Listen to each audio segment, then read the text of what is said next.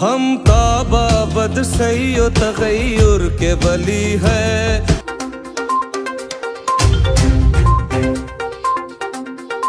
मारूफ गुलकार अली ज़फ़र का कहना है कि आए अमन का पैगाम बनकर सब यकजा हो जाएं।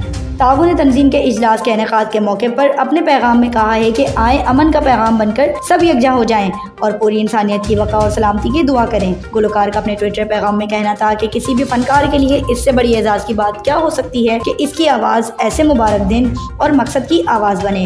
बेशक वो अल्लाह ताला निहायत रहमान और रहीम है। गुलकार अली ज़फ़र की ख़ास बात यह है कि इन्होंने 48वीं इस्लामी ताउन तंजीम कॉन्फ्रेंस का थीम सॉन्ग गाया।